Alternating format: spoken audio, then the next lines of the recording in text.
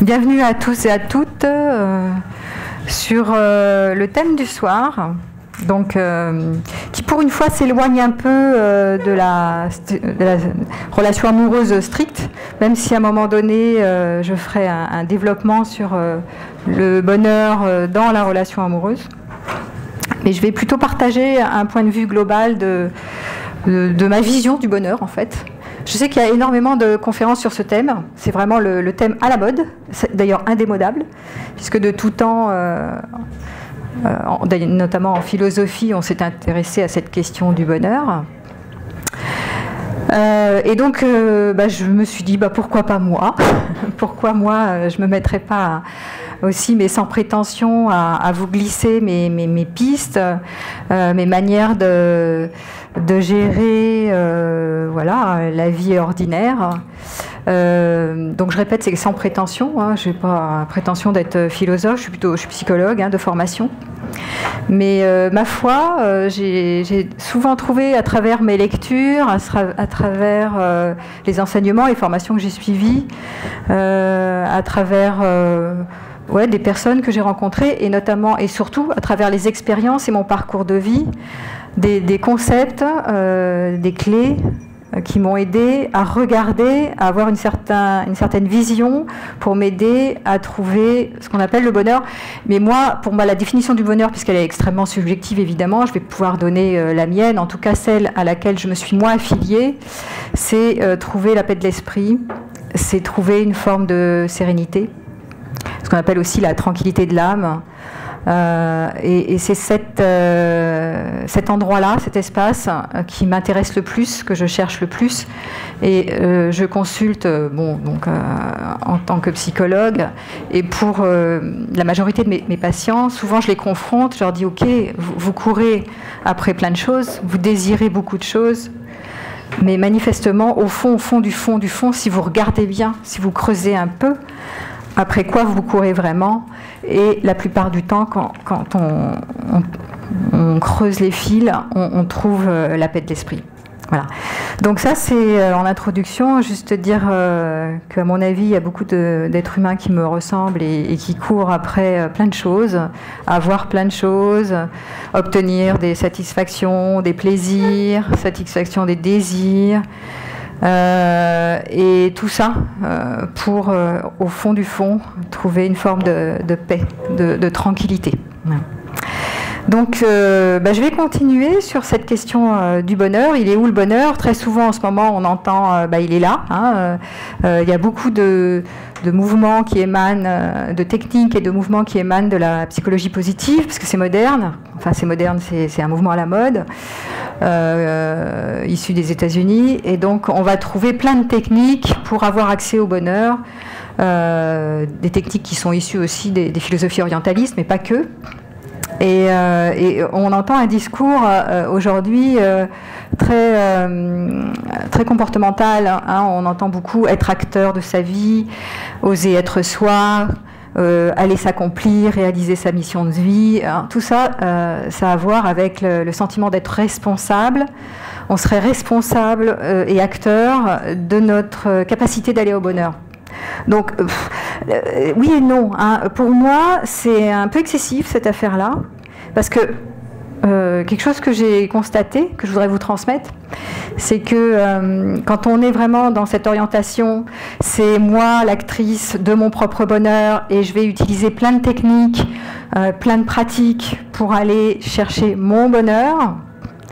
À ce moment-là, j'ai de fortes chances de tomber dans des pièges qui sont l'inflation du moi. C'est-à-dire moi, mon hypertrophie du moi, croit que c'est vrai, c'est possible, si je veux, je peux, je vais pouvoir devenir l'actrice, la responsable de mon bonheur, et une fois que je le tiens, je l'aurai, et définitivement. Enfin, et alors là je m'insurge en non. Franchement, pour l'avoir expérimenté, moi le bonheur, je ne tiens pas de manière définitive, même si je cherche cette paix de l'esprit, même la paix de l'esprit, je ne la tiens pas pendant des siècles. De temps en temps, je la grippe et je la cherche. Et je pourrais dire comme ça, si je voulais donner ma propre définition, effectivement le bonheur c'est subjectif, d'accord, on est d'accord avec ça, mais que c'est être en chemin, hein, c'est comment je cherche le chemin pour aller vers quelque chose du bonheur, qui pourrait être quelque chose d'un peu utopique, mais plutôt d'être en chemin pour aller quêter cette paix de l'esprit qui ne peut pas être constante ni définitive, mais qui peut s'élargir, voilà. Ça serait plutôt ça ma définition. Il y a plein de définitions à l'heure actuelle. Alors, je ne vais pas faire un débat sur les définitions du bonheur, parce que le mouvement de la psychologie positive a énormément posé des bases sur le bonheur, mais eux, particulièrement sur un bonheur qui pourrait être dans l'instant présent, avec le pouvoir du moment présent. Ça s'articule beaucoup sur ces notes-là, hein, en ce moment, le bonheur. Hein, revenez ici, etc. C'est pas que c'est faux, c'est que c'est... Il n'y a pas que ça, quoi. Voilà. Alors, je vais vous transmettre mes propres pistes, ma propre vision de cette affaire du bonheur. Puis après, je vous laisserai un temps de parole aussi pour voir comment vous avez trouvé vos propres astuces pour avoir accès... de temps en temps au bonheur. Donc, le bonheur n'est pas le plaisir. Différencier le bonheur du plaisir. Le plaisir, c'est vraiment dans l'instant. Hein. J'ai trouvé une action qui satisfait l'objet de mon désir, et là, je suis contentée. Et donc là, j'ai un plaisir. Hein. Ça peut être souvent un plaisir immédiat. Et du coup, il y a satisfaction, assouvissement du besoin et du désir, et ouf, il y a quelque chose de l'ordre de la plénitude qui apparaît. Contentement, plénitude, donc le sentiment de manque disparaît. Voilà.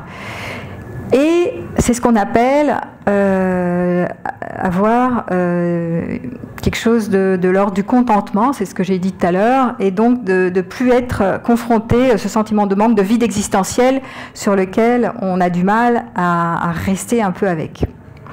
C'est pour ça qu'il y a des objets qui apparaissent dans le champ de la conscience. Ce qu'on appelle des objets sont des croyances, des pensées, des émotions, des comportements qui nous font nous animer, hein, nous mettre en mouvement pour aller vers la satisfaction de nos désirs.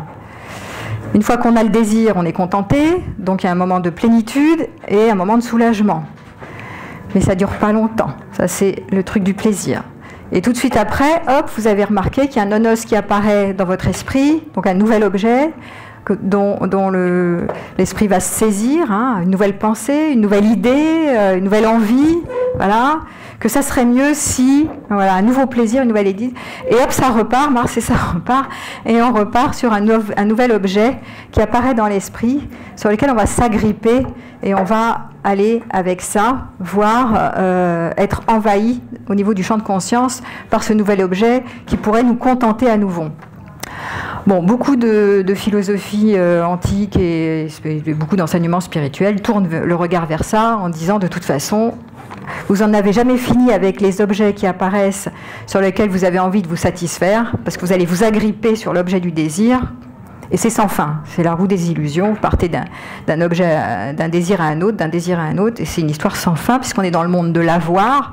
Je veux avoir mon prince charmant, je veux avoir ma prochaine relation, ma prochaine mission de vie, je veux réaliser, accomplir ce pourquoi je suis faite, je veux. Et à chaque fois, il y a un agrippement à ça, et une insatisfaction, un sentiment de manque, si on n'est pas en contact avec ce désir qui satisfait. Voilà. Et donc on fuit à travers des objets qui sont penchés à l'extérieur de nous. Et moi je le vois sur moi, hein, puisque ce qui m'intéresse, moi je pense que je m'affilie beaucoup plus à la philosophie existentielle, qui est un travail par l'expérience, parce que je fais l'expérience de ça, donc ça c'est des expériences que je fais sans arrêt, hein, qui est tiens, je vois que là je suis contentée, j'ai eu ce que je voulais maintenant, et après 2-3 minutes entre deux désirs, il y a un intervalle de soulagement, de plénitude, et hop, ça repart dans le manque, et hop, ça repart sur un nouvel objet du désir qui est à l'extérieur de moi, hein, sur lequel je pourrais aller m'agripper, aller me tourner vers, me mettre en mouvement pour aller quêter autre chose, un nouveau désir, un nouveau plaisir, etc. Voilà. Et donc c'est sans fin l'histoire. Donc dans la philosophie existentielle, on voit ça comme ça, on se dit bah voilà, on fait des expériences et à partir des expériences, on dresse des concepts qui peuvent être aidants pour un art de vivre, pour une meilleure manière de prendre les choses, pour avoir une certaine douceur dans la vie, pour trouver cette fameuse paix et sérénité en soi. Donc effectivement, vous avez remarqué qu'à l'extérieur, c'est un mur, mais je ne suis pas la seule à le dire, vous l'avez certainement remarqué dans vos expériences, vous cherchez quelque chose à l'extérieur de vous, une préhension, et à chaque fois, c'est un mur, et tout le monde le dit, mais je le redis, la seule manière d'échapper à ce cycle infernal qui est je cours après toujours des désirs et je fuis mon sentiment de manque, je fuis le manque en faisant ça, le vide, le manque. Donc plus on fait ça, et c'est un cercle infernal, au bout d'un moment on se trouve comme un hamster, enfin je sais pas, c'est ce que j'ai vu, agité, à courir dans tous les sens, et à fuir toujours ce truc-là, et à un moment donné il y en a marre. Voilà.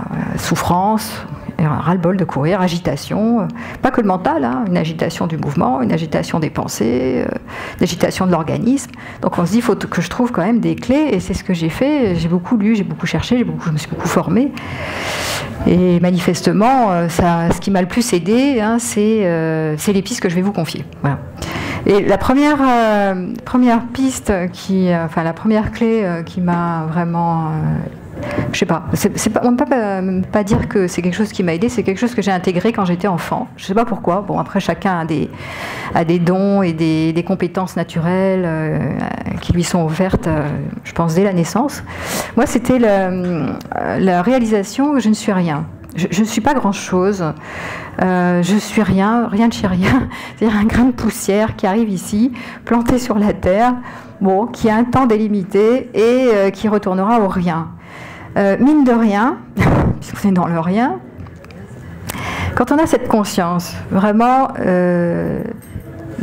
cette capacité de se remémorer, de ne pas oublier, de revenir sans arrêt sur « je sais que je ne suis rien », il y a quelque chose qui se détend profondément. En tout cas, qui m'amène, avec cette intégration, hein, je pense que je suis arrivée avec ça, il y a quelque chose vraiment qui m'aide beaucoup là-dedans, qui est, puisque je sais que je suis rien, à ce moment-là, je vais arrêter de prétendre que je suis quelque chose, que je vais vers quelque chose, que je crois que ce que je fais, ce que je pense, c'est mieux que l'autre, que je crois que je vais la vérité, vous l'avez pas, que je veux rallier les autres à ma cause, parce que moi je sais que, vous savez, moi je sais plus que vous, moi j'affirme des trucs, voilà.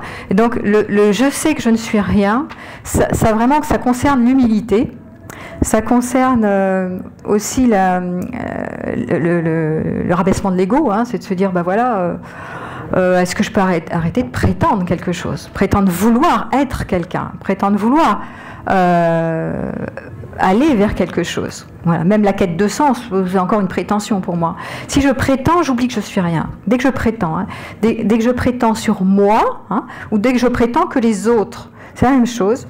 Donc cette affaire de je sais que je ne suis pas grand-chose, c'est-à-dire rien, et pour moi c'est vraiment pas grand-chose, permet de diminuer sentiment d'inflation du moi, qui pourrait croire que moi je suis quelqu'un qui va aller là, qui a besoin de reconnaissance, mais ok, comme tout le monde. À un moment donné, ce retour de je sais que je ne suis rien, c'est vraiment apaisant. C'est vraiment pour moi une des pistes que j'ai trouvées des plus apaisantes pour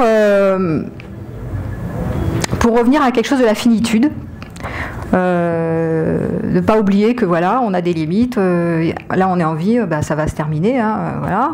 Et c'est pas morbide parce que justement ça permet de pouvoir trouver une forme de joie aussi à être avec ce qui est, sans prétendre des choses extraordinaires, sans prétendre ce que je dis toujours, moi j'ai toujours le goût de la vie ordinaire au lieu d'avoir un goût de la vie extraordinaire. J'ai toujours dit que mon trésor il était assis sous mes fesses et pas là où j'imaginerais que ça devrait être à travers 10 000 voyages, etc. Après, voilà, chacun a envie, s'il y en a qui sont passionnés par les voyages, magnifique, quoi, hein, c'est pas un souci. C'est juste reconnaître que c'est ici que ça se trouve, c'est juste là, le trésor il est juste là où je suis. Il n'y a plus besoin de de s'agiter, quoi, voilà, avec ce truc-là. Donc, avec le je ne suis rien, il va y avoir une notion pour moi, et c'est aussi ce que j'ai acquis, mais ce qui était déjà présent, et c'était facile pour moi d'y arriver, c'est la notion d'authenticité. C'est-à-dire, bah voilà, pourquoi, si j'arrête de vouloir prétendre être quelqu'un, ou quelque chose d'ambitieux, ou je sais pas quoi, bah, je peux être nature, quoi. Voilà, ma réputation, je m'en fous de ma réputation. Très souvent, moi, dans mes conférences, je raconte ma vie. Je raconte ma vie, pas parce que ma vie est intéressante, parce que ma vie, elle est comme la vôtre, tout simplement. On est à la même enseigne. Donc, ce que je vis, vous le vivez. Ouais, tous les jours au cabinet, je fais que me rendre compte que ce que me racontent mes patients, c'est ma vie, en fait. En gros, en clair, après, c'est pas les mêmes formes, mais de toute façon, on est tous à la même enseigne, donc c'est strictement la même chose. Donc, bon, voilà. Donc, cette capacité d'aller dans l'authenticité, dans la naturalité, je dirais, c'est-à-dire être le plus dépouillé possible. Hein. On va toujours dans le sens d'arrêter l'inflation du moi, hein, mais plutôt, voilà, je suis ce que je suis, vous êtes ce que vous êtes, voilà, j'arrête de prétendre me péter, la péter, et d'être, je sais pas, être parfaite. Ça va aussi avec l'acceptation de l'imperfection, ou de la maîtrise. Je maîtrise. Personne ne maîtrise quoi? Rien du tout. Donc vous contrôlez pas plus que moi. Donc à ce titre-là, on peut se détendre. Voilà. Et ça, c'est un truc, si vous l'avez pigé et si vous l'incarnez, franchement, ça détend. Mais pour ça, ça veut dire arrêter de se faire la guerre avec soi et arrêter de vouloir prétendre être autre chose que ce qu'on est, c'est-à-dire pas grand-chose. Voilà. Et franchement, je vous confie mes secrets, mais c'est quelque chose qui m'aide beaucoup, notamment à travers le métier que je fais, qui fait que je pense que les gens m'aiment aussi pour ça, parce que je me la pète pas et que je raconte les mêmes choses que vous, et voilà, je me sens pas tenue de tout maîtriser tout le temps, tant mieux si je maîtrise quelques trucs, mais voilà. Ce qui fait que je prépare quand même assez peu mes conférences, parce que je me fais confiance, je me dis de toute façon, il y aura bien toujours quelque chose que je saurais dire, et puis sinon, si c'est pas grave, c'est pas parfait, c'est pas parfait. Ça n'a pas d'importance, qui même me suivent. Voilà. Et ça, c'est avec le je ne suis rien. Tout ça, c'est grâce à je sais que je ne suis pas grand-chose. Voilà. Donc je vous confie cette affaire-là. Autre chose qui va avec le je ne suis rien, c'est que ça m'aide aussi à diminuer le côté envieux qu'on pourra avoir les uns les autres. C'est-à-dire l'envie, c'est l'herbe est toujours plus verte ailleurs, et j'imagine que les autres, ils ont ce que moi j'ai pas. Et moi, j'imagine pas que les autres, ils ont ce que moi j'ai pas. Hein. Même si ça peut être vrai qu'ils ont des trucs que moi j'ai pas, eh ben ils me font pas plus envie que ça. Pourquoi? Parce que il y a quelque chose que je peux vous livrer, mais ça m'appartient, ça veut pas dire que c'est vrai. C'est que j'ai toujours la conscience, et j'ai pas l'impression qu'il y a un jeu des apparences, et que même si il y a des personnes qui font de cheese, qui utilisent la psychologie positive en tu en voilà, tout va bien, là j'ai ceci, j'ai cela, j'ai réussi ici, j'ai fait le voyage extraordinaire ici, j'ai un métier formidable, j'ai un amant formidable, j'ai tout formidable, bref, vous avez compris, qui vous fait le grand sourire jusqu'aux oreilles, c'est la banane. C'est le jeu des apparences pour moi, parce que derrière, comme on est à la même enseigne, à un moment donné, il y a des épreuves qui vont apparaître, de toute façon il y en a, si ça n'y en a pas eu, il y en aura, ou il y en a peut-être maintenant, il y a des perturbations, il y a le sentiment de manque comme tout le monde, il y a l'incomplétude, il y a ce vide existentiel, il y a la notion d'absurdité de la vie qui est qu'est-ce qu'on vient faire ici, pourquoi on est là, c'est quoi ces questions existentielles, c'est quoi le plan, hein. Donc on est confrontés à ça, tous les uns et les autres, donc à ce titre-là, cette histoire d'envier mon prochain qui aurait et me comparer comme quoi eux ils auraient réussi un truc et pas moi, ça disparaît. Alors, je vous confie mon secret, peut-être vous pouvez vous contaminer par ça, mais le fait de diminuer cette notion d'envie, ça fait que chez moi, j'ai pas forcément envie d'aller parcourir le monde, voyager, faire des tas de trucs, m'exciter sur plein de choses. Ça ne veut pas dire que je le fais pas. Voilà, si je le sens, je peux le faire, mais avec une forme de, je dirais, de discernement ou de relativité. Voilà, j'y vais, je participe, hein, je fais des tas de trucs, je m'agite dans tous les sens comme tout le monde, hein, mais il y a une forme de j'y crois pas. J'y vais et en même temps, je suis tranquille avec le fait que je sais très bien que ça va pas me donner une complétude, une libération, une illumination totale, voilà. Donc ça me fait plaisir dans l'instant, très bien, j'apprends des choses, très bien, je découvre des trucs, très bien. Voilà.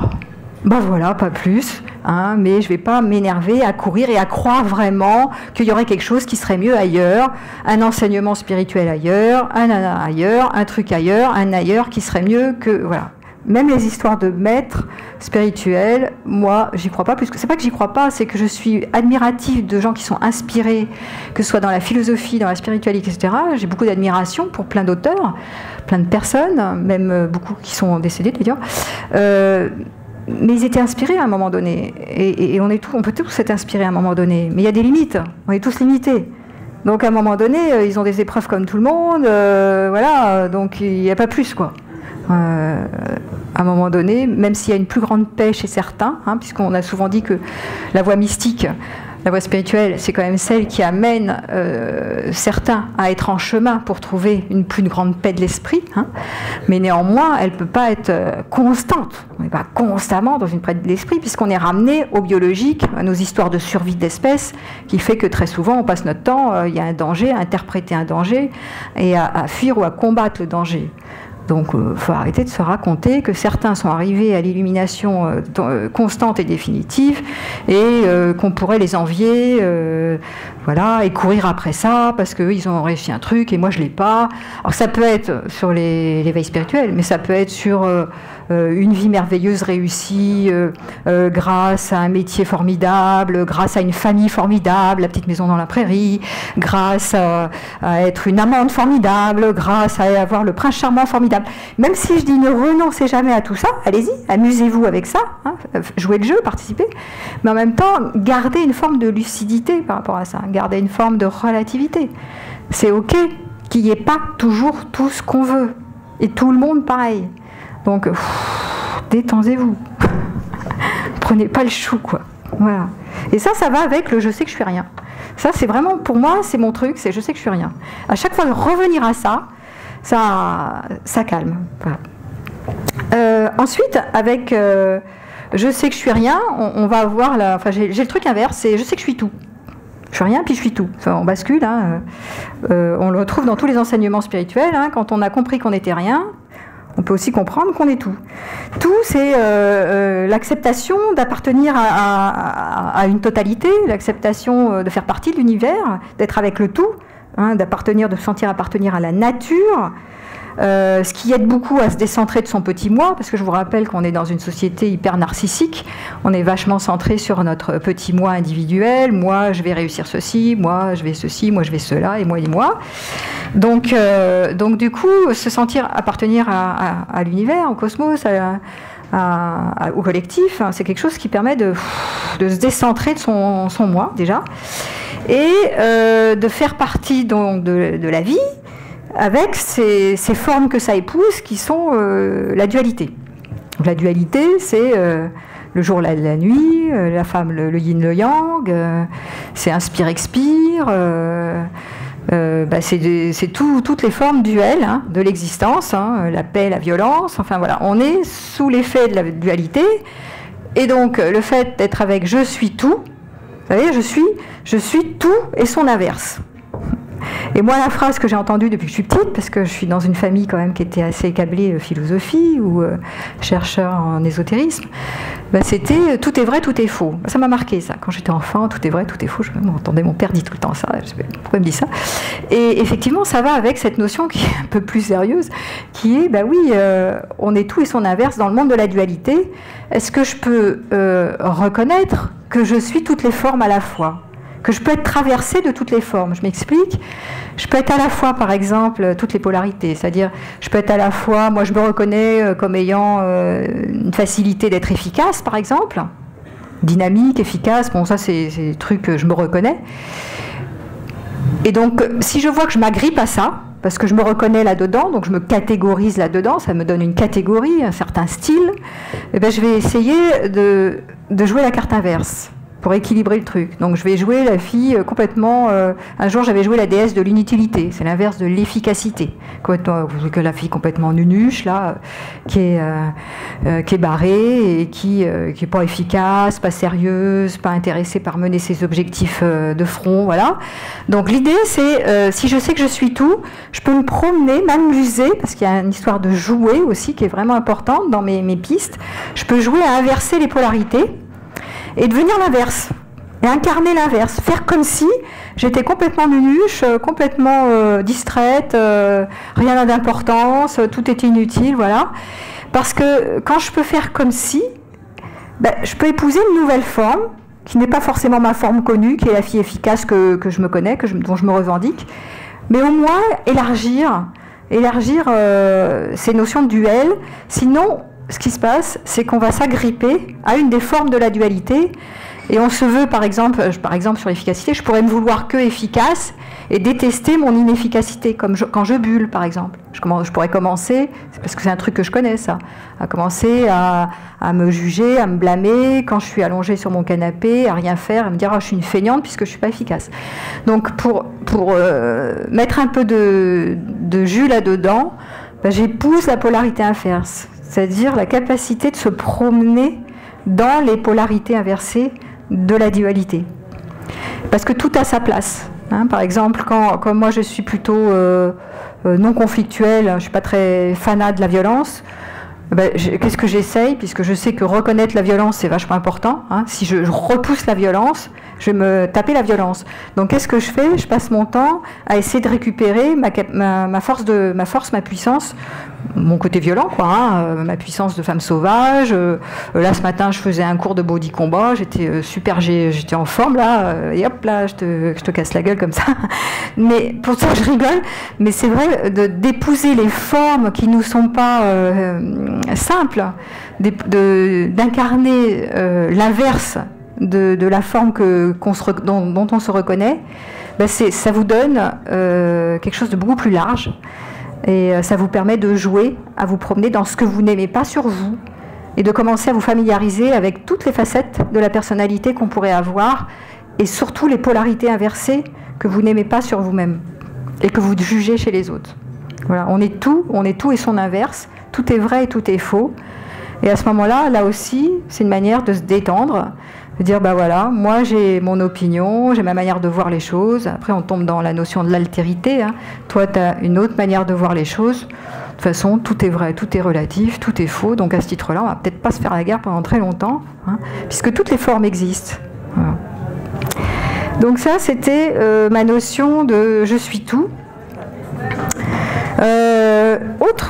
Autre chose qui m'aide beaucoup dans ma manière de changer le regard sur les choses, hein, puisque vous savez très bien, mais je vous le redis, les événements, eux, ils sont neutres. C'est pas les événements qui nous font souffrir. C'est notre manière notre rapport à l'événement. C'est notre manière de regarder les événements. Les événements en eux-mêmes, ils sont ce qu'ils sont. Hein. Donc c'est nos lunettes que l'on pose sur les événements qui font que soit on se fait souffrir avec ça, soit on allège un peu notre souffrance.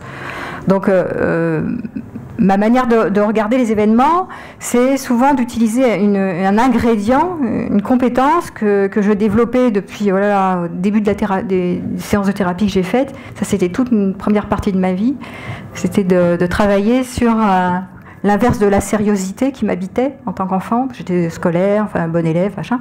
Donc en fait, mon premier contrat de thérapie, c'était travailler sur l'enfant libre, c'est-à-dire la spontanéité, l'amusement, l'émerveillement, hein, la capacité de m'émerveiller, de jouer, hein, de m'amuser. Donc arrêtez de me prendre au sérieux. Voilà, c'est pour ça que j'ai gardé ça. Et ce truc-là, hein, je vous le file, je vous contamine de mon espièglerie, parce que être en contact avec votre enfant intérieur, on appelle l'enfant libre en analyse fonctionnelle, c'est vraiment lui laisser de la place, c'est permettre à la spontanéité, voilà, hop, j'ai envie de ça, hop, une idée me passe par la tête, hop, voilà. Et j'y vais, ok, c'est un désir, ok, je vais avoir envie d'aller au plaisir, n'oubliez pas que derrière, pourquoi est-ce que c'est tellement, enfin, que c'est possible de pouvoir laisser l'enfant libre émerger et jouer comme une gamine avec tout et n'importe quoi, y compris au Prince Charmant, parce que j'adore jouer au Prince Charmant, comme je le dis à chaque fois, c'est possible parce qu'il y a un adulte, parce qu'il y a du discernement derrière. Parce qu'il y a de la relativité, parce que je sais que de toute façon, même si je veux mon prince charmant et que je suis dans des bras et que tout va bien pendant 5 minutes, je sais que c'est pas une fin en soi, c'est pas ça la finalité, ça va pas m'apporter la paix. Mais par contre, le fait de pouvoir incarner, rentrer dans l'enfant libre, ça va me donner un côté vivant et un côté pas sérieux. Voilà, de nouveau, je me la pète moins. Hein. Et au moins, je peux m'amuser avec tout et n'importe quoi, comme les enfants. Hein. Donc, ça donne le côté... voilà, je peux m'amuser avec ce qui est présent et disponible dans l'instant. Après, on verra bien. Hein. Parce que c'est sous contrôle d'un adulte qui prend de la distance, qui sait prendre du recul et qui n'est pas pris là-dedans. Je ne suis pas mon enfant libre. Je laisse mon enfant libre aux commandes pour exprimer cette compétence d'émerveillement, qui est de poser un regard neuf et frais, comme une gamine, à chaque instant. Voilà. Et vous pouvez le faire sur tout et n'importe quoi. Là maintenant, vous pouvez vous amuser à poser un regard d'enfant qui s'émerveille. Ah super, on est tous ensemble, c'est chouette, wow, trop sympa. Alors soit je suis là dans ah oui, il va falloir que je maîtrise sérieusement tout ce que j'ai préparé. J'oublie la moitié comme d'habitude. Soit je rentre dans mon enfant libre et là je deviens beaucoup plus vivante. Et puis voilà, advienne qu'adviendra. On est tous à la même enseigne. Voilà. Donc, utiliser l'enfant libre, c'est-à-dire laisser de la place à cette partie de vous, hein, ce qui doit donner l'espièglerie, la vivacité, l'émerveillement, la joie de jouer, le ludique, l'autodérision aussi, l'humour, l'autodérision, la capacité aussi de faire un pas en arrière et de se regarder vivre et de dire des conneries sur soi. Hein. Donc, tout ça, ça allège, c'est ce qu'on appelle la légèreté. Et je sais qu'il y a, enfin, souvent ils me le disent, hein, il y a beaucoup de mes participants, de mes patients qui viennent me voir dans mes stages ou dans ma clientèle, parce que je leur amène toujours un coup de légèreté, alors qu'ils ramènent des problèmes très très lourds. Et des fois c'est vraiment lourd. Hein. Au cabinet, si vous êtes accompagnant, soignant, etc., vous savez que des fois, il y a des personnes, elles arrivent avec des problématiques hyper lourdes, des conséquences conséquentes. Donc le tout, c'est pas de se moquer, c'est vraiment de donner quelque chose de léger, hein, d'alléger leur système, en permettant à cette forme de prise de pas en arrière, de recul, de distanciation par rapport aux choses et d'arrêter de se prendre vraiment au sérieux là-dedans. Ça va beaucoup avec le je sais que je suis rien. Ensuite, une autre des ingrédients que j'ai mis en place dans mon système, et ça je l'ai plus appris après par les formations que j'ai suivies, et notamment dans les enseignements spirituels, c'est la capacité de mettre de la conscience sur les choses. Ce qu'on va appeler la pleine conscience aujourd'hui. Hein, c'est voir ce qui nous traverse, voir dans l'instant les pensées qui nous traversent, voir dans l'instant les émotions qui sont présentes, voir dans l'instant les sensations, les comportements, les mimiques. Voilà. Voir, c'est mettre de la conscience et faire un pas en arrière, c'est mettre dans la conscience dans les objets qui apparaissent dans mon champ de l'expérience maintenant. Donc c'est observer, on appelle ça mettre le témoin, être spectateur de soi-même. Hein, c'est regarder, donc c'est prendre du recul par rapport à ce qu'on vit, au lieu de croire à nos pensées et croire que ce qu'on pense c'est vrai, puisque sinon on part dans la roue des désirs, de nouveau on s'agrippe à un truc et on y va. Donc c'est voir, j'ai ce désir-là, voir, je veux autre chose que ce qui est là, voir, je me juge, je te juge, hein, je me blâme, je veux être fière, j'ai honte, voilà, voir tous ces trucs-là, tous ces machins-là. Quand on voit et qu'on ne juge pas, hein, les clés pour moi c'est mettre de la conscience, voir les pensées, voir ce que je viens de dire, ne pas juger, parce que si on fait des commentaires sur ce qu'on voit, c'est mort. Je peux voir un jugement sur moi et me juger, de ne pas arriver à ne pas me juger, par exemple. Donc là, je rajoute des couches de je me juge sur je me juge. Donc je vois que je me juge sans commentaire. Je vois ça, point, voilà, point barre. Et du coup, ça relaxe. Hein, simplement le fait de mettre de la conscience, vous pouvez le faire tout de suite, regardez ce à quoi vous pensez, peut-être vous m'écoutez, mais vous avez peut-être des associations d'idées, parce qu'on a sans arrêt des associations d'idées qui circulent sur vos souvenirs, sur vous-même, sur plein de choses, sur le voisin d'à côté, peut-être vous êtes sur qu'est-ce que je vais manger tout à l'heure, ou peut-être que vous êtes concerné par le sujet, peu importe. Si vous voyez, si vous mettez de la conscience sur ce qui se passe en vous, bah déjà, et que vous ne jugez pas ce qui se passe, il y a quelque chose qui se relâche, qui peut se détendre. Donc voilà, c'est ce qui est là. Et ce qui est là, point. Et on ne cherche pas autre chose que ce qui est là. Et ça, c'est, ça aussi, vous verrez, ça fait partie des phrases philosophiques qui m'ont beaucoup aidé dans ma vie. C'est de ne pas lutter contre ce qui est. Hein, c'est le grand oui à la vie. C'est ce qui est là est là. Ben voilà. Arrêtez de vouloir autre chose que ce qui est là. Après, on peut se voir vouloir autre chose que ce qui est là, ça c'est autre chose. Je me vois vouloir autre chose, puisqu'on est fabriqué de ça.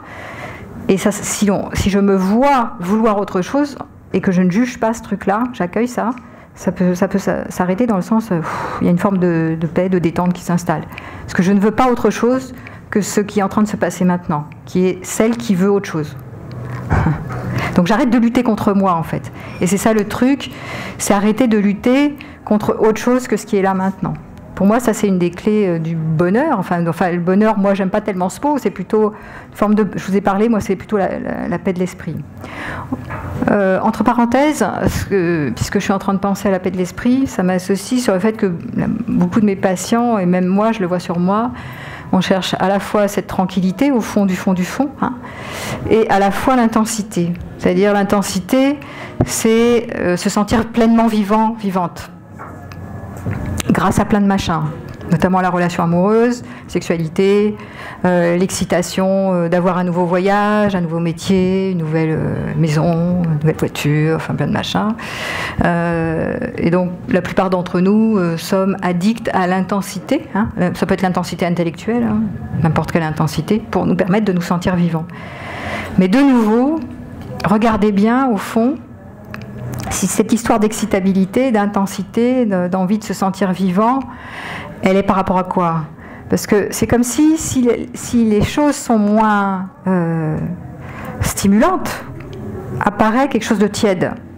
Donc de nouveau, c'est la confrontation au vide existentiel, espèce de sentiment de manque, d'incomplétude qui est derrière.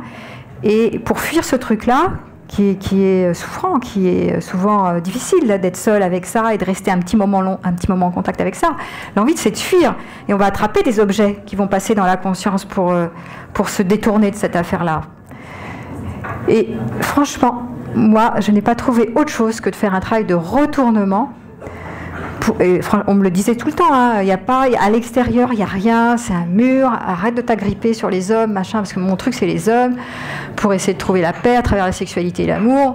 Et donc, arrête avec ça, fais un vrai travail de retournement pour sortir de la dépendance affective. Et retourne-toi. Retourne-toi, ça veut dire quoi? Ça veut dire arrête de fuir ce truc du manque, reste un peu avec ça. Rester avec ça, ça veut dire que on peut rester avec ce truc du manque, pour trouver un espace beaucoup plus large, à condition de pouvoir le contenir, ce manque. Si vous êtes trop débordé, s'il y a trop d'émotionnel, trop d'envahissement, d'agitation mentale, vous n'allez pas pouvoir contenir cette affaire du manque, et votre organisme va avoir envie de partir en courant, de fuir, de vous lever avec des « il faut aller là, il faut faire ceci, il faut faire cela, j'ai envie de ceci, j'ai pas envie de cela, vite un peu de sport, vite un peu de sexualité, vite machin ». Bref, donc vous allez avoir des objets, ce qu'on appelle des objets qui vont apparaître, qui vous emmener à vous lever de votre canapé et à fuir ce manque parce que vous ne pouvez pas le contenir. Donc qu'est-ce qui peut amener une forme de paix? Et c'est comme ça que je l'ai expérimenté. C'est quand vous avez suffisamment de ressources. Alors ça c'est très mouvement en psychologie positive, mais c'est pas grave parce que ça a son utilité. C'est pas du tout idiot. C'est d'aller s'orienter sur les ressources, c'est-à-dire ce qui nous fait plaisir, mais pas simplement pour être youpi, j'ai trouvé des ressources, je suis la championne de la ressource, vive moi, toi t'en as moins que moi, et moi je suis super dans le bonheur, supra, parce que j'ai 3 tonnes de ressources et que je sais m'orienter sur le positif. Pas ça l'idée. Hein, les ressources, c'est super parce que c'est une manière de pouvoir contenir le manque et l'incomplétude. ce vide, ce moment de vide qu'on fuit sans arrêt. Et pour moi, la finalité, c'est donc pas la ressource, ou de trouver des ressources, qu'on appelle des ressources, c'est tout ce qui est agréable, tout ce qui est positif, toutes les stratégies qu'on utilise pour se faire du bien, en fait, pour avoir du plaisir. Voilà, ça c'est ce qu'on appelle aller vers les ressources. Donc on est dans une période qui favorise à donf les histoires de ressources. Moi la première, puisque quand je vois des personnes qui arrivent dépressives, je leur dis écoutez, augmentez vos ressources. Ce n'est pas une finalité. La ressource, c'est ce qui va permettre l'organisme à se rééquilibrer, mais c'est pas pour en arrêter avec ça, sinon vous allez partir toute votre vie à courir derrière les ressources. C'est sans fin l'histoire. Donc c'est pas ça l'idée. L'idée c'est ok, si j'ai suffisamment de ressources, ma chimie du stress, elle va un peu se re-réguler. Hein. J'ai rajouté un peu de dopamine, un peu de sérotonine. Voilà, là-dedans, là, je suis un peu en truc aphrodisiaque, très bien. Donc ça va un peu mieux. Je suis un peu plus stable dans mon organisme. Et je vais enfin pouvoir contenir et gérer cette frustration quand je ne peux pas obtenir ce que je veux. Ou quand je ne peux pas être celle que je veux être. Et c'est ça le truc. Et c'est là, si je veux rester un petit moment de plus en contact avec ce sentiment du manque, qu'il va y avoir ce fil d'or qu'on va tisser pour aller trouver une certaine paix d'esprit et arrêter de courir sur plein d'objets extérieurs. Alors ça, il faut le piger. C'est vraiment un truc que je vous donne, parce que c'est pas gagné d'avance. Parce qu'en ce moment on est plutôt dans l'évocation d'aller sur les ressources et trouver des tas de techniques pour aller s'améliorer, pour pouvoir être libéré, pour pouvoir enfin être acteur de sa vie, enfin tous ces trucs-là.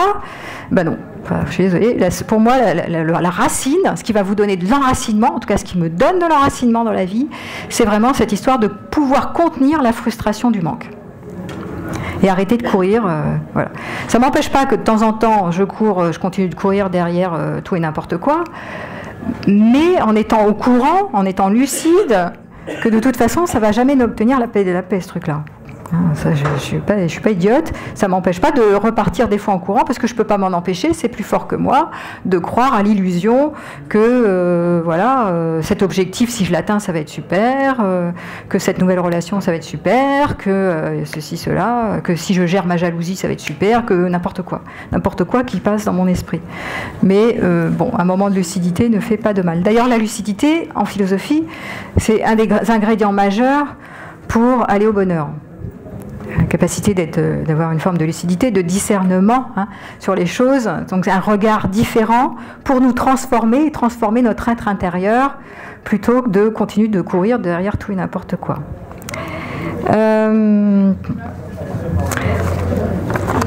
Ce que je dis souvent dans les formations que je donne, c'est cette histoire d'arrêter de s'identifier. Mais c'est un peu ce que j'ai dit. Hein. C'est reconnaître qu'on est identifié, c'est-à-dire qu'on croit que ce qu'on croit, c'est vrai. Donc, je reviens sur un truc qui est hyper important. C'est une phrase que j'aime bien, c'est « je sais que je ne sais rien ». Ça, c'est pas moi qui l'ai dit, je crois que c'est, je sais plus lequel, c'est peut-être Épictète ou je sais plus, je vous le redirai. Je ne sais pas en tête, vous voyez, je maîtrise pas grand-chose, je n'ai pas pris par cœur. Donc je sais que je ne sais rien. Et donc à ce titre-là, quand je vois que je crois mes pensées, que je crois que ce que je dis c'est vrai, voilà, je peux faire un pas en arrière et je me dis, je crois pas que ce que je pense est vrai, j'ai pas de vérité. Il n'y a pas de vérité, quoi. Voilà. Et la capacité, et l'ingrédient de ça, c'est la capacité de se questionner, ce qui est aussi en lien avec le doute. Douter, ne pas croire qu'il y a une vérité quelque part, c'est une manière d'ouvrir et de ne pas fermer la posture. Voilà. Parce que si on est dans « je crois, je sais », je suis sûr que ce que je dis c'est vrai, je suis sûr qu'un tel, ce qu'il dit c'est vrai, on est dans une posture fermée, avec une réponse et une affirmation. Et pour moi, le bonheur, c'est la capacité sans cesse, sans fin, de m'interroger, de me questionner, d'être en recherche, quoi, en chemin, en recherche, et de n'en avoir jamais fini avec ça. Parce que la réponse ferme, et la question ouvre. Donc la capacité d'être dans le doute, de douter de tout, hein, mais de tout, de toutes les croyances, apporte une forme de liberté intérieure aussi. Hein. C'est-à-dire, ok, si vous regardez bien, on est souvent en prise avec l'univers sociologique, c'est-à-dire la mode de l'époque. Donc on a des croyances qui sont empreintes de la mode de l'époque, de la société dans laquelle on est, de la culture, de plein de trucs, de l'influence de nos parents, de l'éducation. Donc toutes les normes. Donc tout cet héritage, toute cette imprégnation, si je crois que c'est vrai, je suis cuite. Donc à un moment donné, savoir être au courant, ça c'est un principe de base de discernement, mais aussi de non-enfermement, hein, d'une certaine forme d'agrandissement de la liberté intérieure, eh bien c'est justement d'être dans son truc de je me questionne, je mets toujours le doute sur toutes les croyances et les affirmations, que ce soit les miennes, que ce soit les vôtres, que ce soit celles des grands maîtres, celles des auteurs. Voilà.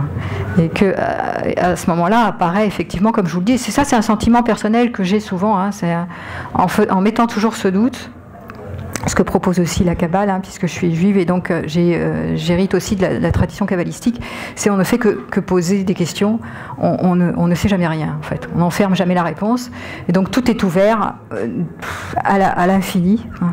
Le mot s'ouvre à l'infini, le sens de la phrase s'ouvre à l'infini, il n'y a que des interprétations, mais il n'y a jamais de quelque chose qui sait quelque chose, quelqu'un qui sait quelque chose et qui l'enferme. Enfin, voilà.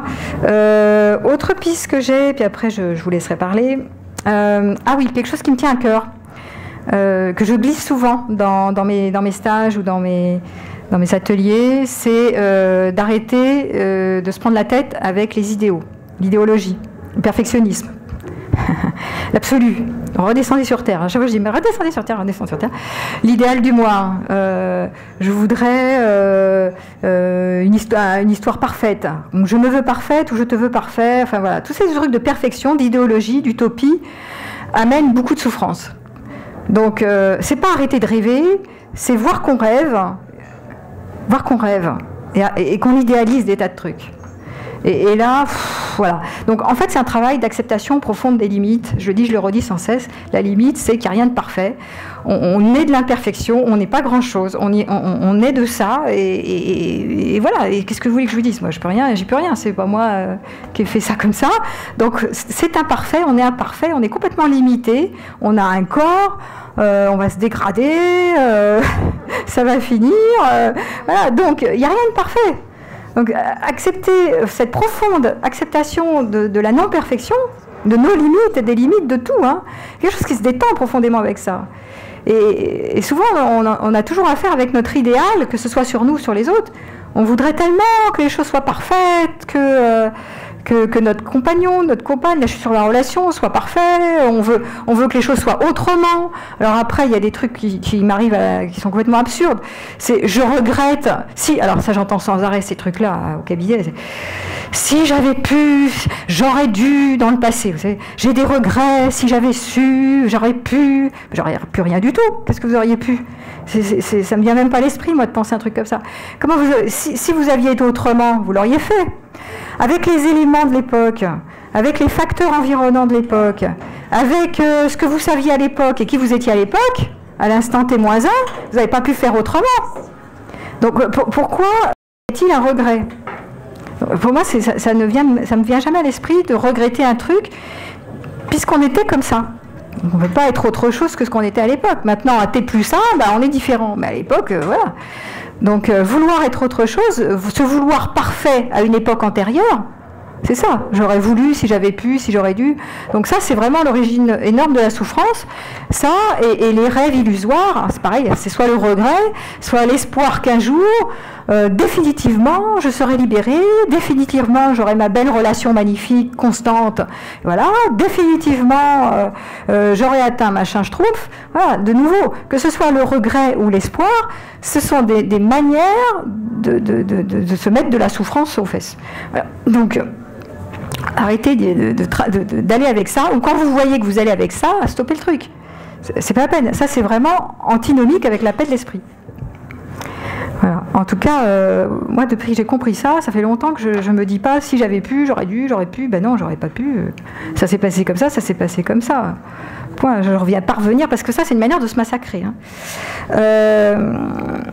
par rapport à ces histoires de perfectionnistes, si vous arrêtez de vous vouloir parfait et de voir combien chacun d'entre nous a envie de se vouloir parfait, déjà voir combien on se veut parfait, combien on attend des autres la perfection, c'est du coup d'aimer sa fragilité. Aimer sa fragilité, c'est la bienveillance, hein.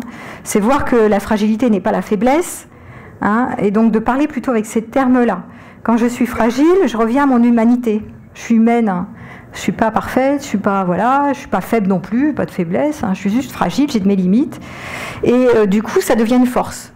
Parce que si je peux parler de ma fragilité, de ma non-perfectibilité, eh ben voilà, ben je suis dans ma force, je suis dans ce que je suis, un point c'est tout.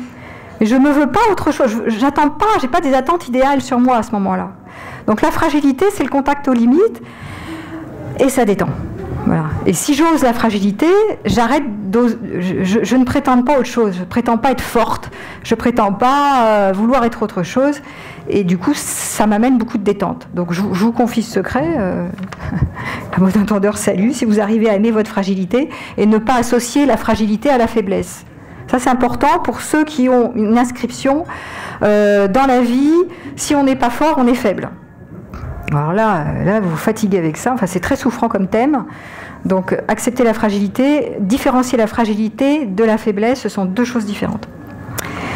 Alors Marc Aurèle, il disait, voilà, ce qui arrive arrive et on ne peut pas être autrement que ce qui arrive, on ne peut pas faire autrement que ce qui est.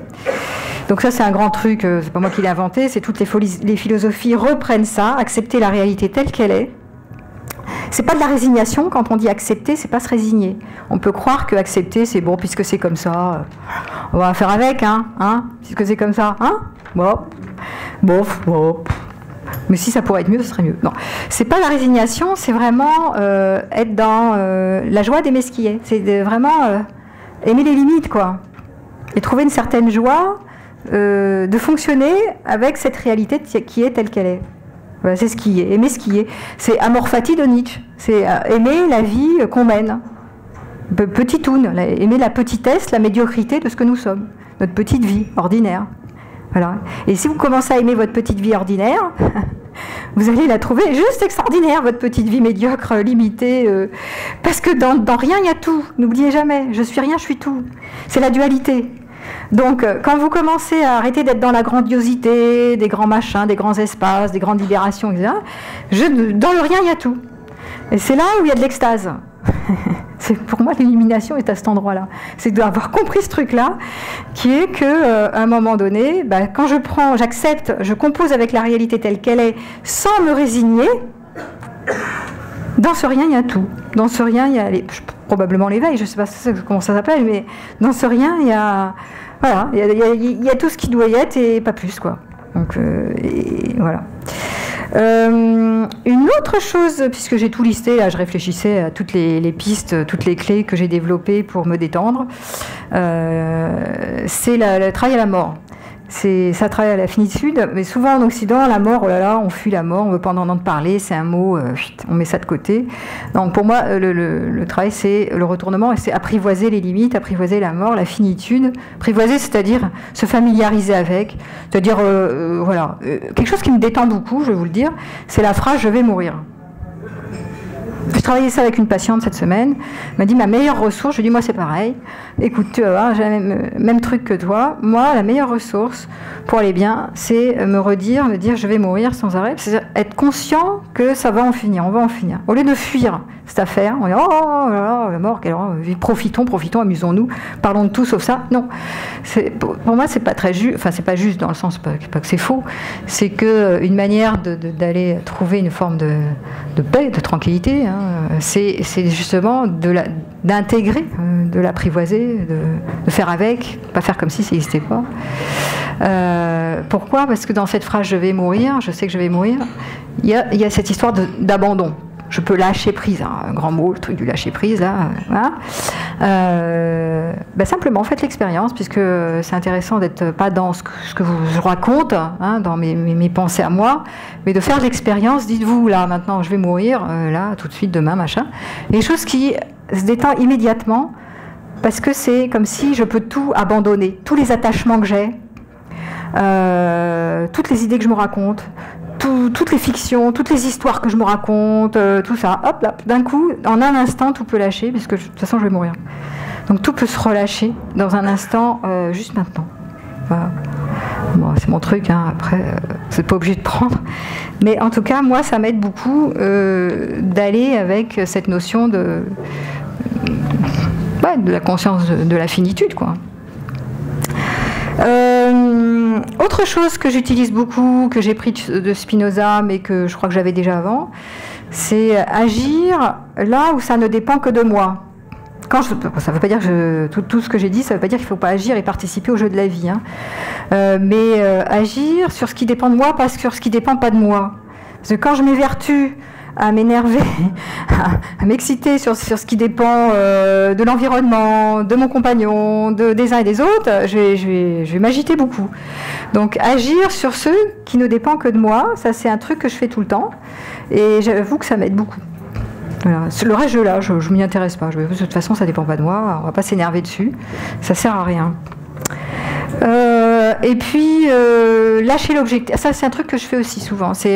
J'ai des objectifs, des projets, comme tout le monde. Bon, même si je sais que je peux passer d'un projet à un autre et être dans une forme d'illusion d'avoir un projet, de réaliser, d'aboutir, de repasser, parce que c'est un projet, puis en succède un autre, qui en succède un autre.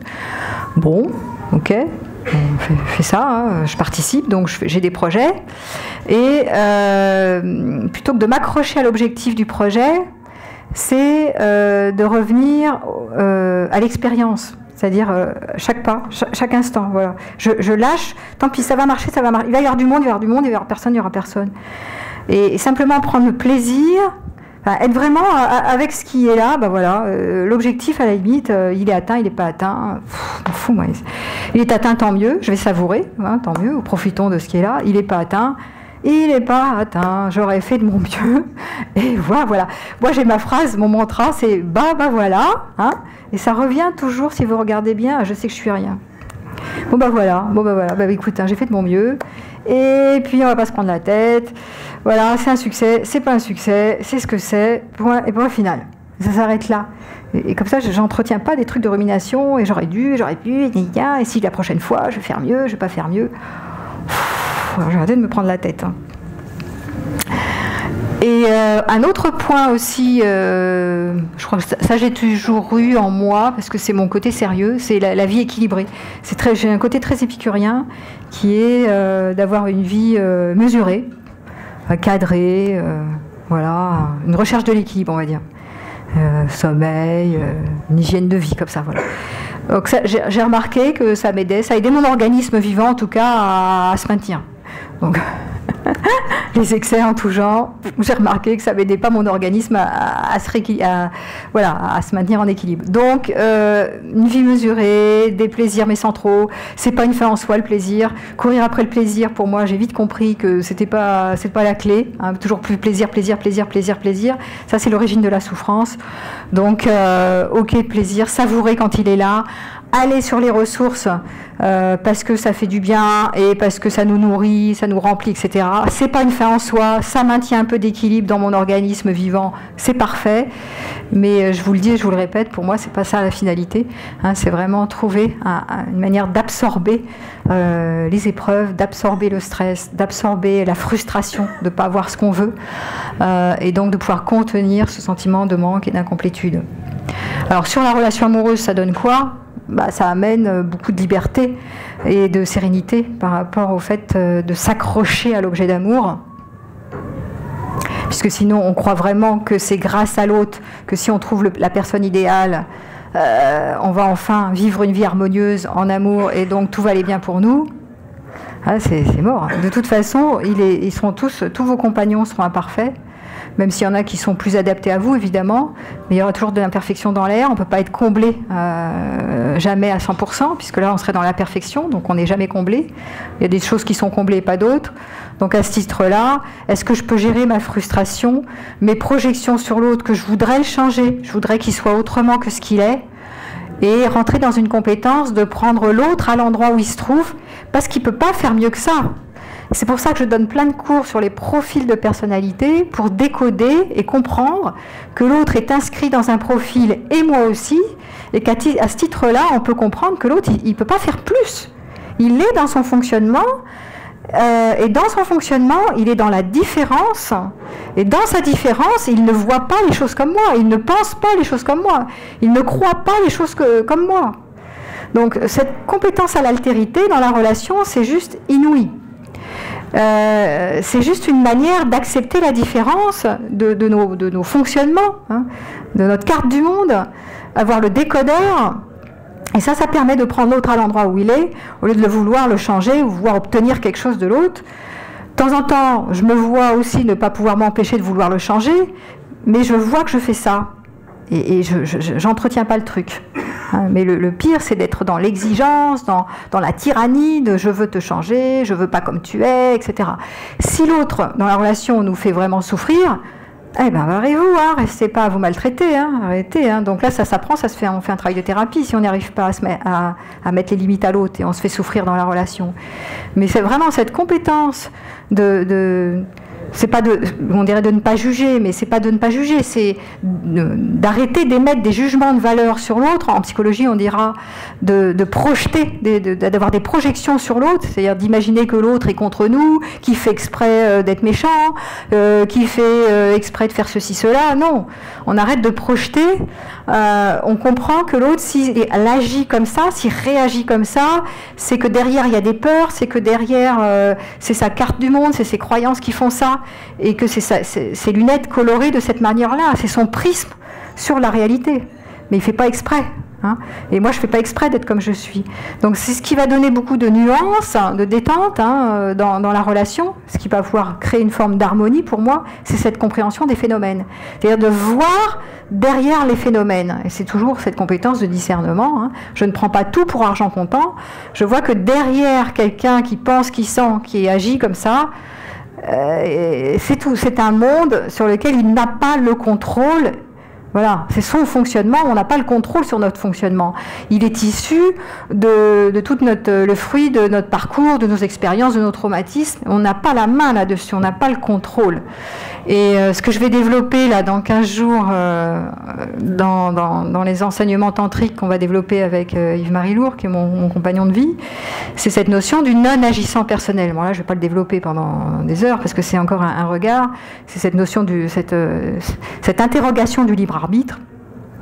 Qui avons-nous vraiment le choix hein, quand on a des comportements, quand on pense, quand on sent des choses, quel est le choix qu'on a de penser ça, de voir ça comme ça hein, ce qu'on appellerait l'hypothèse du non-agissant personnel, qu'il n'y a personne ici qui contrôle quoi que ce soit, il y a quelqu'un qui croit qui contrôle, il y a quelqu'un qui croit qu'il a le choix, et y a-t-il un pilote dans l'avion quoi, si je dirais ça comme ça pour rigoler, y a-t-il qui est là, qui croit, qui est celui ou celle qui croit qu'il a le choix, qui est là quoi hein. Donc vous remarquerez que pour moi les vraies questions c'est les questions de qui suis-je, qui est là, qui pense, qui sent, qui vit hein. Donc c'est des questions existentielles et c'est vraiment des questions de retournement toujours sur soi qui vont à l'infini, sur lesquelles j'ai pas de réponse. Je suis pas en train d'affirmer que je dis la vérité, mais c'est des questionnements sans fin qui permettent d'agrandir le regard et qui permettent de trouver une certaine, oui, je dirais une profonde détente, hein, une profonde paix, hein, quelque part quand on est avec ça. Voilà, donc dans la relation, c'est ce que je disais, c'est vraiment le travail, pour moi, si on veut trouver le bonheur dans la relation, enfin le bonheur entre guillemets, une certaine tranquillité, harmonie, je dirais plus ça comme ça, c'est de voir que parfois on veut rallier l'autre à soi, hein, on veut qu'il ait les mêmes goûts, il veut qu'on pense comme nous, on veut en faire un miroir de nous, hein, on veut donc l'attraper, hein, le capter, pour le ramener à nous, et ça c'est une posture erronée, on part dans le mur avec ça, hein, mais plutôt de voir une posture de différenciation, hein, de ne pas nier l'autre, de le laisser l'autre tel qu'il est, hein, on peut l'influencer un tant soit peu si on y arrive, on n'a pas la baguette magique pour le changer, on peut l'influencer un peu, il modélise un peu sur nous, voilà, il peut aller un peu dans notre univers, faire un pas vers nous, mais souvent il ne peut pas plus. Donc on ne va pas vouloir insister pour le changer. Le travail, c'est plus un travail d'acceptation, de nouveau, pas de résignation, mais de le prendre à l'endroit où il est. Et ma foi, de laisser ça se faire. Et ce qui va aider dans la relation amoureuse, c'est notre capacité à passer du mendiant de l'amour à l'empereur ou l'impératrice. C'est-à-dire, si je sais gérer ma solitude dans une forme de solitude pleine, à ce moment-là, j'arrête de mendier, d'être dans la mendicité avec l'autre qui me donne 3 miettes d'amour, qui me regarde, qui me cocoune, qui prête attention à moi, qui soit tout le temps, qui fasse tout ce que je veux en fait. Hein. Donc la jalousie s'atténue, enfin tous ces trucs-là s'atténuent, parce que passer du mendiant à l'empereur, ça ne peut être possible. L'empereur, c'est celui qui vit sa solitude tranquille, quoi. Donc je sors de la dépendance à toi, je vais bien seul et je vais bien avec toi. Tout le monde le dit, ce truc-là, mais si vous voulez arriver à utiliser cette stratégie du passage du mendiant à l'empereur, la seule possibilité, c'est d'arrêter de fuir le manque. Je reviens toujours à ça, parce que ça, le truc, c'est de revenir à contenir ce sentiment de vide, et parce que le vide nous force à courir derrière les objets, et les objets sont une pure illusion. Donc revenir à pouvoir contenir ce manque, ça va nous permettre de passer du mendiant à l'empereur, qui ne sera pas un empereur définitif, puisqu'on va revenir souvent, et moi c'est ce que j'aperçois chez moi, c'est pas parce que de temps en temps je deviens l'impératrice, là, d'un coup que je gère très bien ma solitude, que ne revient pas mon côté manque. Il va revenir le côté manque, c'est normal, on est humain, on a des limites, donc le manque il va revenir, mais ne pas oublier qu'il y a des moments où vous avez touché, grâce à cette stratégie de contenir le manque, des espaces qui se sont beaucoup plus ouverts, qui se sont élargis, et qui sont des espaces parfois qu'on appelle des espaces de changement d'état de conscience, hein, des états de conscience modifiés où on se sent relié à l'ensemble. Et je vous rappelle, hein, pour le petit clin d'œil, que ce que j'ai dit tout à l'heure, hein, de pouvoir savoir, se rappeler qu'on fait partie de l'ensemble, de l'univers, à ce moment-là, c'est d'assouvir aussi le fait de se rappeler qu'on n'est pas un moi séparé. Parce que ce qui fait souffrir, c'est la notion de séparation. On est des individus séparés. Et le fait de se rappeler qu'on fait partie de l'univers, ou de sentir expérientiellement qu'on est dans l'ensemble, ça permet que le moi est moins centré sur lui, c'est moins narcissique. Et il y a quelque chose qui peut se détendre aussi dans cette affaire de se sentir moins séparé, moins seul avec nous-mêmes. Donc de pouvoir passer, beaucoup de philosophes le disent, quand on commence à toucher un espace de solitude plein comme ça, une solitude de l'empereur, de pouvoir se mettre au service à ce moment-là, puisqu'on est moins dans un moi souffrant, hein, donc de se mettre au service de la communauté, de se mettre au service avec générosité des uns et des autres, voilà, mais de le faire à partir d'un endroit de nous, où on est tranquille, quoi. On ne le fait pas pour obtenir de la reconnaissance. Moi, je sais que je fais beaucoup de conférences, j'ai beaucoup de plaisir à le faire. Bon, vous faites de la reconnaissance, c'est bien, vous m'en donnez pas, m'en fous, moi. Le rideau est fermé, je rentre chez moi, vous n'existez absolument pas. Hein. La seule chose que je rencontre, c'est moi. Dans mes expériences, dans mes perceptions, dans mes sensations, dans mes émotions. Moi, vous n'êtes que là 5 minutes. Minute d'après, il n'y a plus personne au rendez-vous. Donc, c'est ça, la compétence d'être généreux, c'est pas à partir d'un vide, c'est même pas à partir d'un manque, c'est à partir d'un espace tranquille. Voilà. Là où je ne cherche pas je cherche rien, je cherche juste à faire ce qui me vient spontanément, et ce qui me vient spontanément et naturellement, c'est de transmettre des choses qui moi m'ont aidé, qui pourront peut-être vous aider ou pas, parce que voilà, ça vous aide pas, c'est pas grave, ça vous aide tant mieux, et de le faire à partir de cet espace où je me sens comme vous tous. Alors voilà.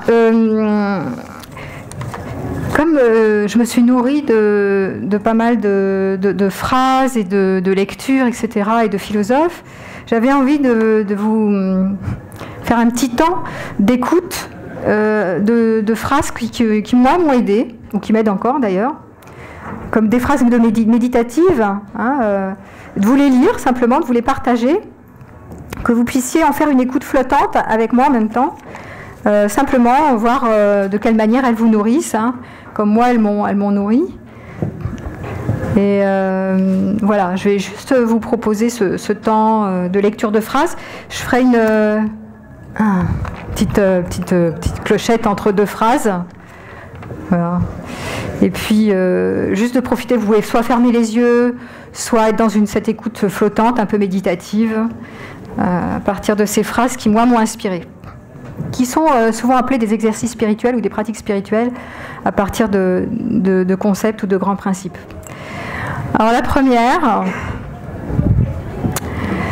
C'est le vide et le discours du philosophe s'il ne contribue pas à soigner une passion de l'homme. Le matin, que cette pensée te soit présente. C'est pour faire œuvre d'homme que je me réveille.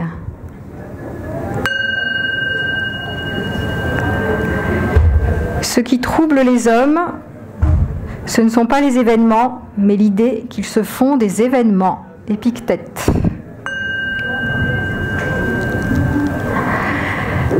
La mort n'est donc rien pour nous tant qu'on est là. La mort n'est consciente que quand la mort est là et quand nous y sommes.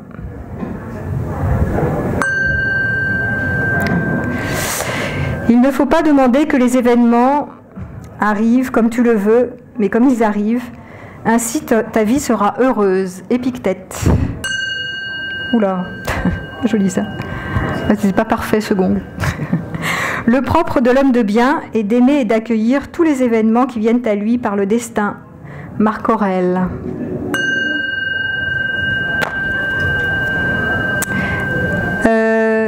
Désire cet instant comme s'il devait durer toute l'éternité. Ça c'est Nietzsche, Amor Fati. Je sais que je ne sais pas, Socrate. Il n'y a pas de chemin vers le bonheur est le chemin, Lao Tse.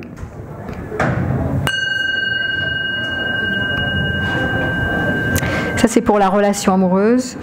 Nous sommes comme des îles dans la mer, séparées à la surface, mais reliées dans les profondeurs. William James.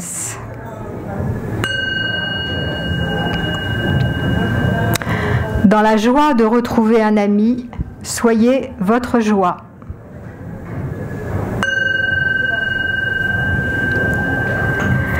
Je préfère un vrai malheur qu'un bonheur illusoire. Comte Sponville.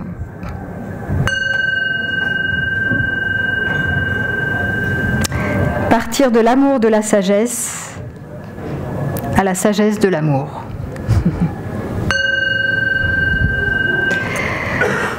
Voilà, c'est quelques phrases qui, moi, m'ont beaucoup inspirée, qui m'inspirent toujours d'ailleurs. Hein.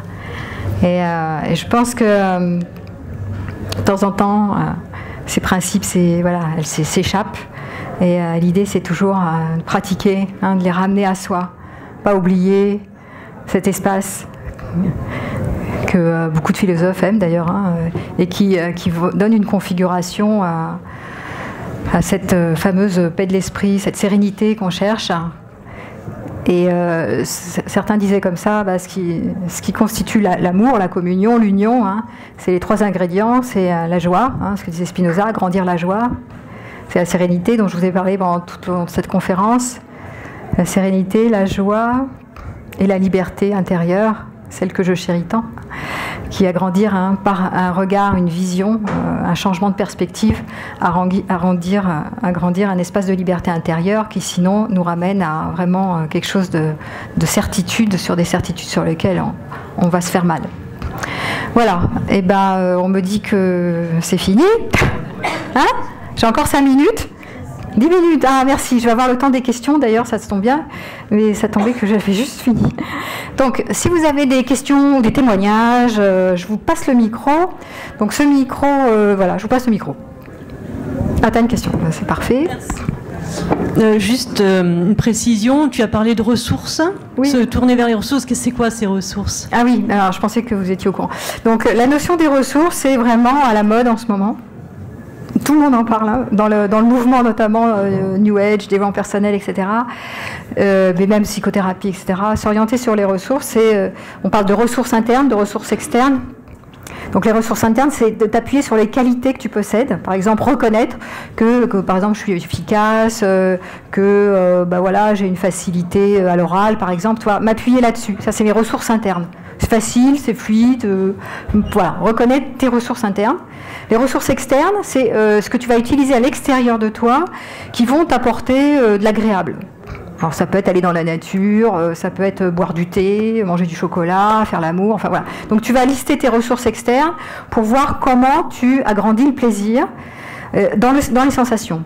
Et ça, c'est tout le travail de la psychologie positive, hein. La gratitude, allez vous faire plaisir, reconnaître que vous êtes, faites-vous confiance, tout ce machin-là. Je dis pas que c'est pas bien, je dis que le truc, c'est qu'ils n'ont pas reconnu que c'était pas une finalité en soi. Mais c'est sûr que quand tu fais ça, quand tu t'orientes plutôt sur le plein que sur le manque, parce que c'est ça les ressources, c'est je passe pas mon temps à m'orienter sur le manque, et c'est pour ça qu'ils disent que ça va vers le bonheur, parce que sinon, ton esprit, plus tu vas mal, plus tu es perturbé, tu es orienté sur ce qui n'est pas. Ce qui devrait. Là, tu vas te prendre la tête avec ça, tu vois. Parce que tu n'arrêtes pas de te shooter du stress. Alors que si tu passes ton attention, c'est-à-dire sciemment, tu déplaces ton attention vers les ressources, tu le fais exprès, tu dis « Oh, je vais mal ce matin, là, je suis de mauvaise humeur, l'autre il m'a pris la tête et tout. » Bon, alors t'es orienté manque. Hop. Donc on te dit « Orientez-vous ressources ». Évoquer des trucs positifs, allez, va faire un tour dans ta nature, mange ton chocolat, enfin, va faire des trucs que t'aimes, bref. Tu t'orientes sur tes ressources. Et après, ça va mieux. Bah oui, ça va mieux. Évidemment, ça va mieux. Donc ça, c'est le petit 1. C'est effectivement de ne pas rester à ruminer sur ces machins négatifs, à être orienté sur le manque. Plus on est stressé, plus on est orienté sur le manque. Donc orientez-vous sur les ressources, sachant que c'est pas c'est pas ça la finalité. C'est pas de faire youpi, youpla boum toute la journée. Je suis un hippie et je fume la moquette. Hein.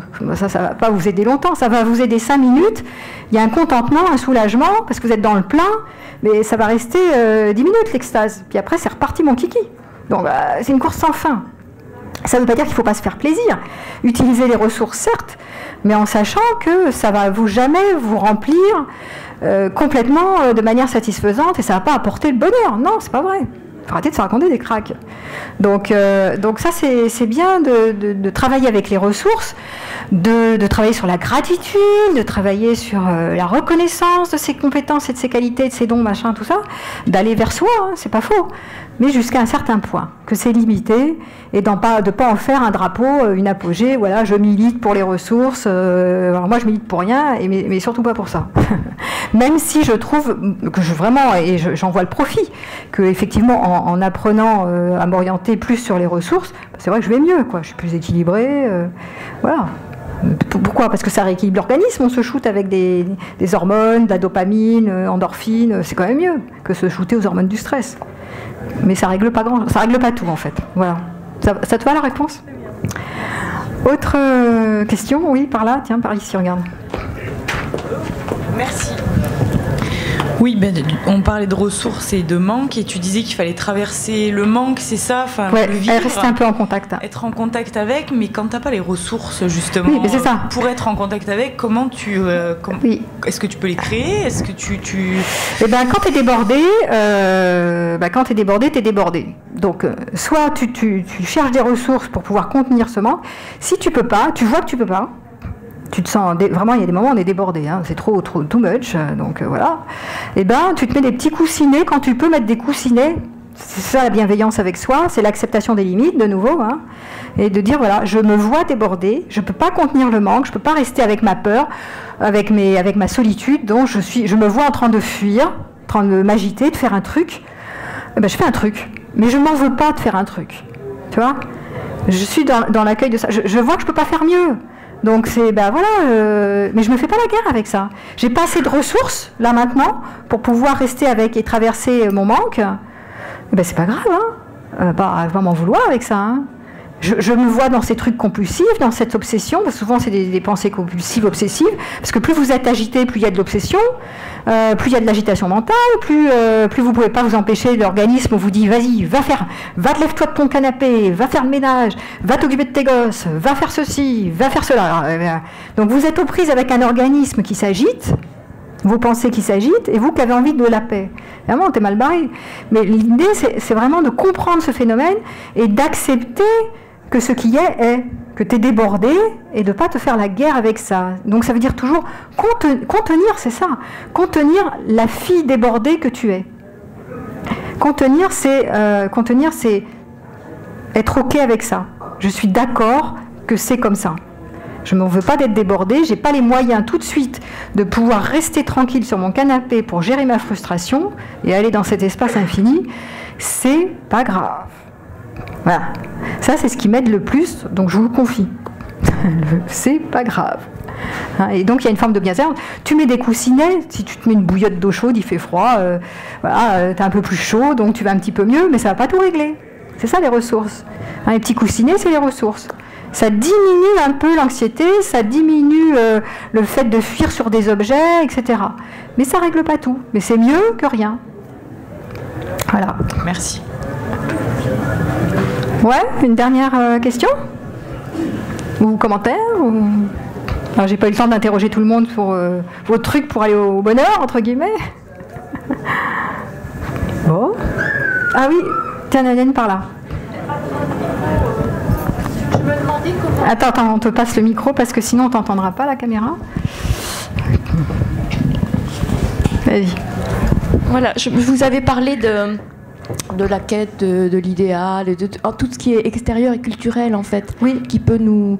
C'est le surmoi aussi, etc. Où vous situez alors tout ce qui est de l'ordre du ressenti, de l'instinctif, parfois on sait qu'on doit aller là. Est-ce qu'on peut faire confiance, j'allais dire, à l'intuition, ouais, par rapport à justement tout ce qui est très conscient, voilà.